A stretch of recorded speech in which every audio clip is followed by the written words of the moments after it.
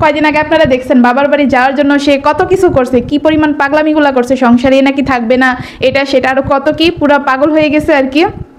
তো যার কারণে ওর বাবার বাড়িতে যাচ্ছে, কারণ এটাই আমাদের প্রথমবার যে দুইজনকে ছাড়া আলাদা থাকবো। আমার সতীন ওর বাবার বাড়িতে থাকবে আর আমি কক্সবাজার যাব।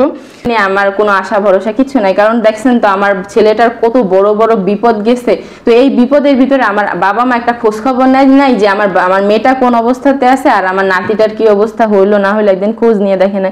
ওকে সংসারের সব দায়িত্ব বুঝাই দিয়ে আমি জামাই আর 2 বাচ্চা নিয়ে একটা ট্যুর দিব, তাহলে তুমি দেখবা চেয়েছে। যাই হোক, আমি সারাদিন ঘরের মধ্যে ঘুমাবো, খাবার অনলাইনে অর্ডার করবো, এর থেকে আরামের আর কিছু হইতে পারে? ট্যুরে গেলেই জ্বালা যন্ত্রণা, ঘোরাঘুরি, পা ব্যথা করবে, শরীর ব্যথা করবে, কোনো দরকার নেই। তো গাইস, আসসালামু আলাইকুম everyone, welcome back to our channel share family fun. সবাইকে নতুন একটা ব্লগে স্বাগতম। আর আজকের ব্লগটা কিন্তু অনেক বেশি স্পেশাল, কারণ আমি আর আমার ছোটো বউ যাচ্ছি কক্সবাজার, আর বড় বউ যাচ্ছে তার বাবার বাড়ি। বড় বউ কেন বাবার বাড়ি যাচ্ছে, কি হয়েছে না হয়েছে, কোনো ঝামেলা নাকি, সব কিছু আপনি বড় বউ ছোটো বউ ওদের মুখ থেকে শুনবেন।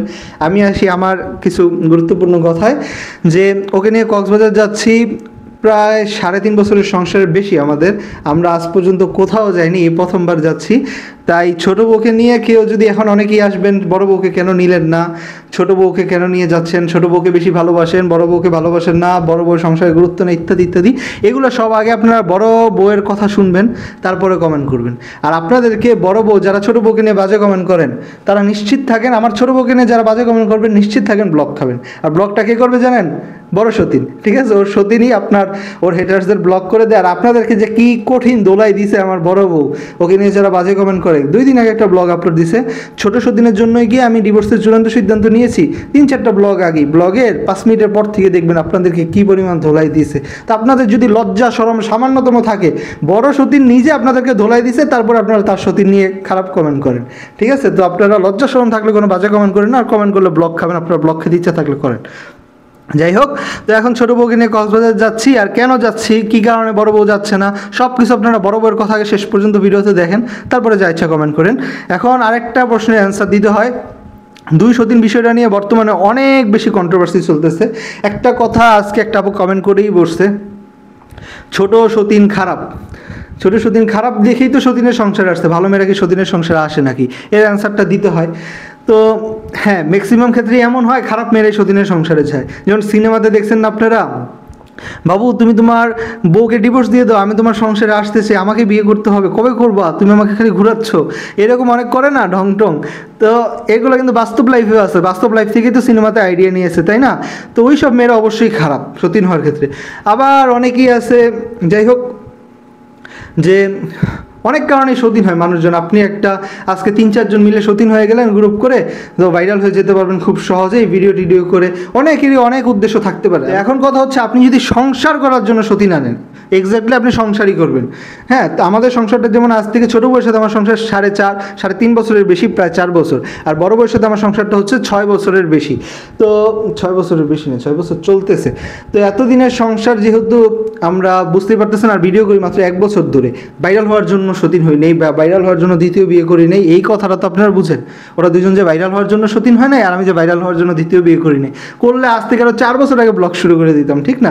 আমাদের বাচ্চারা বড় হয়েছে, আমরা যে শখের বসে ব্লগ করি। আমি আসছি, যেই পরিমাণ স্ট্রাগল গুলো আমাদের করা লাগছে, ওইগুলা যদি আমরা শুধু আপলোড দিতাম, মানে ওই কয়টা আমরা তখন ভাড়া বাসায় থাকতাম, অনেক ব্লগ বানানো যেহেতু। যাই হোক, এখন আমরা নিজেদের বাড়িতে আছি আলহামদুলিল্লাহ। ভাড়া বাসায় থাকতাম, আর আমরা সবাই ছিলাম স্টুডেন্ট, ছোট ছোট মানুষ, কিভাবে যে একটা সংসার মেনটেন করছি, হুট করে একটা সংসারের দায়িত্বে আমরা সবাই পড়ে গেছি। তো ওইসব ব্লগ দিলে বললাম না, বাংলাদেশ কেন অন্য দেশে মনে ছড়াই যেত। তো আমরা ভাইরাল হওয়ার থাকতে অনেক আগেই করছে, ব্লগ শুরু করতো 2 সতীন। যেহেতু আমরা এখন করতেছি, এতদিন পর একটা সংসারে স্টেবিলিটি আসছে। আমাদের সতীনের সংসার, একটা সংসার স্টেবিলি একটা পর্যায়ে যেতে অন্তত 3-4 বছর যাওয়া লাগে, ঠিক না? সাধারণ বিয়ে যেমন আজকাল 1-2 বছরে ভেঙে যাইতেছে, তো সেই জায়গায় ওরা 2 সতীন 4 বছর ধরে সংসার করতেছে, ব্যাপারটা অনেক, এখন ব্লগ করাই যায়, ঠিক আছে? তো এইটা হচ্ছে গিয়ে আপনারা তারপরে যদি কমেন্ট করেন ভাইরাল হওয়ার জন্য সতীন হয়েছে, এটা কোনো আপনাদের মাথায় কোনো কমন সেন্স নেই, আপনাদের কোনো, আমরা জাত মূর্খ মানুষ। যাই হোক, মানে যে কেউ রাগ করবেন না, একটু রেগে যাচ্ছি, কারণ ছোটো বউকে নিয়ে অনেক বেশি বাজে কমেন্ট আসে, কতদিন সহ্য করা যায়? যাই হোক, আরেকটা কথা যেটা বলতেছিলাম, খারাপ মেয়েরা কি সতীনের সংসারে আসে, ভালো মেয়েরা সতীনের সংসারে আসে না, এই প্রশ্নের অ্যান্সারটা আপনি যদি এই যে এখন একটা চিন্তা করেন, অনেক আপুরাই কিন্তু এখন নিজ থেকে সতীন বানানোর কথা ভাবতেছে। তো নিজ থেকে যেসব আপুরা সংসার করার জন্য সতীন আনে, অনেক আপুরাই আছে এমন, দুই বেস্ট ফ্রেন্ড মিলেমিশে থাকবে, দুই বোনের মতো মিলেমিশে থাকবে, বা অনেকের বাচ্চা হচ্ছে না তাই সতীন আনবে, অনেক কারণ আছে, বা হাজব্যান্ডের প্রয়োজন দ্বিতীয় বিয়ে করাবে, একসাথে মিলেমিশে, অনেকে বেস্ট ফ্রেন্ডকেও সতীন বানানোর কথা ভাবে, অনেক আছে, বাইরের দেশে তো অভাব নেই। তো এই যে যেসব মানুষগুলো সতীন আনে, তারা কি একটা খারাপ মেয়েরা আনে? আপনি চিন্তা করেন, আজকে আপনার যে কোনো একটা প্রয়োজনে সতীন আনবেন, তো কি আপনি একটা খারাপ মেয়েকে আনবেন যার সাথে আপনার ঝামেলা হবে, 2 দিন পর চলে যাবে, আপনি তো কোনো সতীন নিয়ে ভিডিও করবেন না, ভাইরাল হবেন না, কিচ্ছু না, তাহলে আপনি যারা তারা সতীন বানিয়ে নিয়ে আসতে পারেন। কিন্তু আপনি সংসার করার জন্য একটা মেয়ে, তখন আপনি অবশ্যই দেখে শুনে খুব ভালো একটা মেয়েকে আনবেন। তো আমার বড় বউয়ের ক্ষেত্রে জিনিসটাও সেম, ও নিজ থেকে তার বেস্ট ফ্রেন্ডকে সতীন বানাচ্ছে। সতীন বানানোর জন্য কী করছে আমি সংক্ষেপে একটু বলি। 2 দিন পর্যন্ত না খেয়েছিল, প্রত্যেকটা মানুষের সাথে ঝগড়া করছে, বাবার বাড়ি, আমার আব্বু আম্মু সবার সাথে, শ্বশুর বাড়ির সাথে সে ঝগড়া করছে, করে শেষ পর্যন্ত যুদ্ধে সফল হয়েছে, বেস্ট ফ্রেন্ডকে সতীন বানিয়ে নিয়ে আসতে পারছে, এবং তারা মিলেমিশে খুব সুন্দর মতো সংসার করতেছে। আর ছোটো বউ তার প্রাপ্য সম্মানটা বুঝিয়ে দিছে, আজ পর্যন্ত 4 বছরে একদিন ঝগড়া করে নাই। তারপর কি বলেন, বড় বউ মাঝে মাঝে রেগে যায়, বড় বউ তো বড়, তারপর বেস্ট ফ্রেন্ড যখন ছিল তখন আমার বড় বউ কিন্তু আপনারা মনে করেন এখন অনেক শান্ত, কিন্তু ওর সাথে কিন্তু আমার লাভ ম্যারেজ ছিল। ও যে কি রাগী, কি ডেঞ্জারাস ছিল আপনাদের কল্পনার বাইরে, মানে ও মারামারি পর্যন্ত করছে, এইরকম রাগী ছিল। তো ও মাঝে মাঝে ধমক টমক দেয়, তো আর ও সবসময় চুপচাপ থাকে, খুবই শান্ত, খুবই মিষ্টি একটা মেয়ে, লক্ষ্মী একটা মেয়ে, মানে পারফেক্ট সতীনের সংসার। 2 সতীন মিলেমিশে খুব সুন্দরভাবে সংসার করতেছে, পারফেক্ট একটা সংসার আমাদের। তো বড় বউ যেহেতু নিজ থেকে সতীন বানাইছে, আর আপনি সংসার করার জন্য যদি সতীন আনেন, একটা সতীন আনেন, তখন আপনি অবশ্যই দেখে শুনে খুব ভালো একটা মেয়েকেই সতীন বানাবেন। তো অ্যান্সারটা পেয়েছেন। হ্যাঁ, খারাপ বেশিরভাগ 100-তে 99, 98, 100 থেকে 1,99,999 জনই ধরেন খারাপ উদ্দেশ্য নিয়ে সতীন হয়। 1-2 জন থাকে ভালো, এই 1-2 জন ভালো আলহামদুলিল্লাহ আমাদের মধ্যে পড়ছে। আর আপনারা কথাগুলো কেউ উদ্দেশ্যমূলকভাবে নেবেন না, যে কারোর উদ্দেশ্য করে কিছু বলা হয়নি। আপনাদের অনেক বেশি কমেন্ট আসে, ছোটো বউকে নিয়ে এত বারবার বাজে কমেন্ট আসলে কয়দিন সহ্য করা যায়, এই জন্য আজকে কথাগুলো ক্লিয়ার করে দিলাম। ওকে নিয়ে কেউ বাজে কমেন্ট ভুলও করবেন না। ওর বাবা হচ্ছে গিয়ে রিটায়ার্ড আর্মি, ওর ভাইরা বর্তমানে 2 জনই গপজব করে, একজন আর্মি। তারপর ও কুমিল্লা সরকারি মহিলা কলেজের স্টুডেন্ট ছিল, SSC-তে GPA 5, এবং ও দেখতে মাশাআল্লাহ আপনারা দেখতেই পারতেছেন, এটা নিয়ে আমি কিছু বলবো না। অনেকেই আছে কি যে ফর্সা কিন্তু চেহারা সুন্দর না, আপনারা চেহারা সামনাসামনি বুঝেনি না, যেমন আমার ফেসটা কিন্তু মোটামুটি বোঝা যাচ্ছে, ওর ফেসটা বোঝাই যাচ্ছে না লাইটের কারণে, আর এত ফর্সা। সামনাসামনি দেখলে আপনি চেহারা গঠনটা বুঝতে পারবেন, ক্যামেরায় বুঝবেন না। আর আমার বড় বউ এমন না যারে তারে সতীন বানিয়ে নিয়ে আসবে, দেখতে ভালো না, ওর মনে এতটা ছোট না, এত ঠুনকো না, দেখে শুনে খুব ভালো একটা মেয়েকে সতীন বানাইছে, যে ওর সাথেও মিলেমিশে থাকবে, আমার সাথেও সংসারটা সুন্দরভাবে চালাই যাবে, আমার মনের মতো হবে। ঠিক আছে, আলহামদুলিল্লাহ আমার 2টা বই আল্লাহ মনের মতো দিছে, 2টা বই কেউ কারো থেকে কম না, কেউ কারো থেকে, মানে 2 জনই সেরা, আলহামদুলিল্লাহ। এবার আসি, ও অনুভূতি শেয়ার করুক যে কক্সবাজার যাচ্ছে প্রথমবার, তারপরে বড় বড় অনুভূতি কি, ওদেরকে আমি 8 মিনিট ব্লক করে ফেলছি, এখন ওদের থেকে আপনার অনুভূতিগুলো শুনেন। আমার চ্যাপ্টার শেষ, আল্লাহ হাফেজ। এবার তুমি শেয়ার করো তোমার অনুভূতি কি, প্রথমবার কক্সবাজার যাচ্ছ জামাইয়ের সাথে সতীনকে ছাড়া। গাইস, প্রথমত আমার অনুভূতি খুব খুব বাজে, কারণ আমি জীবনের প্রথমবার, বিয়ের পরে প্রথমবার যে আমি কক্সবাজার ঘুরতে যাচ্ছি, বিষয়টা এমন না।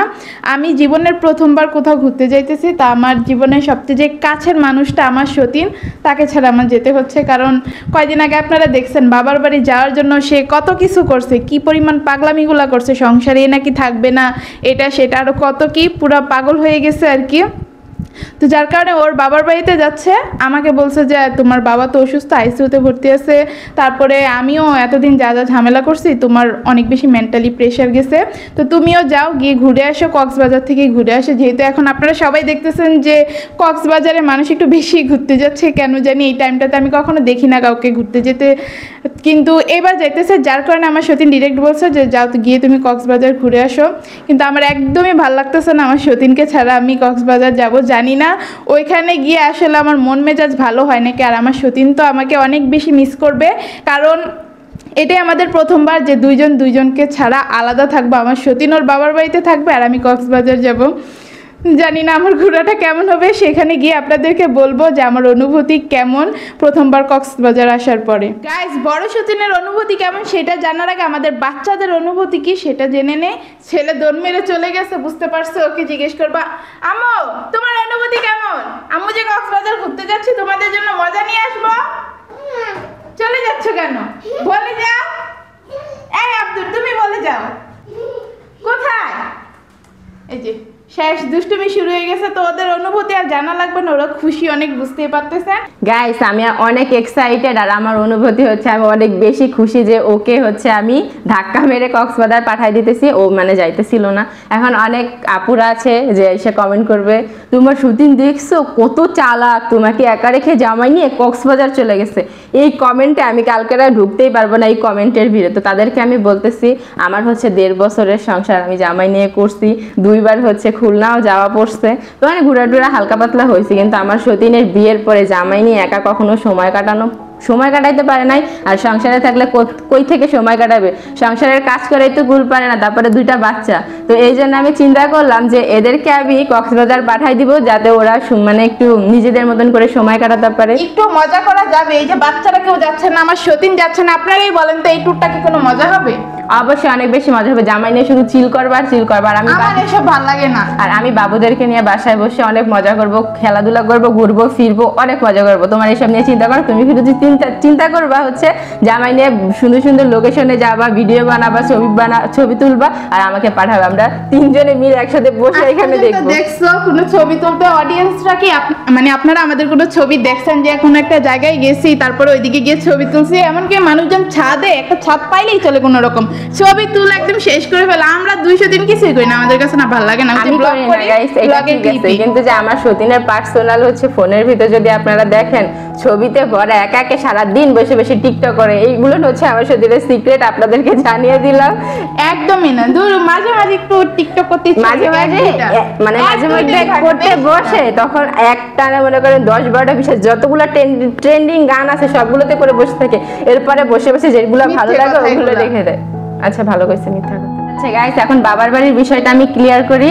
আমার শাশুড়ি আম্মা হচ্ছে বলতেছিল যে আমাকে নিয়ে নাকি আমার বাবার বাড়ি যাবে। আসলে এই কথাটা সত্যি না মিথ্যা আমি বলতে পারবো না, কারণ কয়েকদিন আগে দেখছেন আমি অনেক পাগলামি করছি বাবার বাড়ি, যে মানে বাবা মার কাছে আর কি ক্ষমা চাইবো এই কারণে। তো আমাকে মনে হয় সান্ত্বনা দেওয়ার জন্য এই শাশুড়ি আম্মা এই কথাটা বলছে, কারণ এত ব্যস্ততার ভিতরে আমি তো চাই না আমার শাশুড়ি আমাকে নিয়ে বাবার বাড়িতে যাক, কারণ উনি একটা মিনিট রেস্ট নেওয়ার সময় পায় না। আর হচ্ছে বাবার বাড়ি নিয়ে আমার কোনো আশা ভরসা কিছু নাই, কারণ দেখছেন তো আমার ছেলেটার কত বড় বড় বিপদ গেছে। তো এই বিপদের ভিতরে আমার বাবা মা একটা খোঁজ খবর নাই যে আমার মেয়েটা কোন অবস্থাতে আছে, আর আমার নাতিটার কি অবস্থা হইলো না হইলো একদিন খোঁজ নিয়ে দেখে না। তো এই কারণে আমি বাবার বাড়ি নিয়ে আর কোনো কথা বলতে চাই না। আর একটা মেয়ের বিয়ের পরে জামাই আর হচ্ছে সংসার আর এত সুন্দর সুন্দর 2টা যদি বাচ্চা থাকে, তো সেই হচ্ছে মানে তার জীবনে ওইগুলাই হচ্ছে সবকিছু একটা মেয়ের জীবনে। তো আমি আর এইসব নিয়ে কিছু বলতে চাই না। আর বারবার করে একটা কথা বলতেছি, আমার সতীনকে নিয়ে দয়া করে, মানে আপনারা হচ্ছেন একটা মানে কিরকম মেন্টালিটির মানুষ আমি আর কিছু বললাম না। তো আমার এত ভালো ভদ্র আর সতীনকে নিয়ে আপনারা কিছু বলবেন না, কমেন্টে খারাপ কিছু লিখবেন না। আর ওকে আমি নিজ থেকেই হচ্ছে কক্সবাজার ট্যুরে পাঠাচ্ছি, ও একদমই যেতে চায় নাই। আর দেখেন আমাদের বাচ্চাদেরকে আমরা অন্যরকম করে মানুষ করছি, আর ওদের কিছুতে কিছু হলে আমাদের কলিজা পর্যন্ত একদম কেঁপে উঠে। আর ওদেরকে নিয়ে আমরা আমাদের গ্রামের বাড়ি এখান থেকে 1 ঘন্টার পথ, ওদেরকে নিয়ে আমরা এখান থেকে এখানেই যাই না, 1 ঘন্টার পর তাও আমরা যাই না, যদি কোনো সমস্যা হয়, বাচ্চারা যদি অস্বস্তি বোধ করে এই কারণে। আর এত দূর কক্সবাজার যাওয়ার তো কোনো প্রশ্নই আসে না। আর আমার সতীন কখনো আমাদেরকে ঠিক মতন হচ্ছে মানুষ করে নাই। ও যখন হয়েছে তারপর থেকে আমাদের সবকিছু আমি দেখি, 2 বাচ্চার সবকিছু আমি দেখি।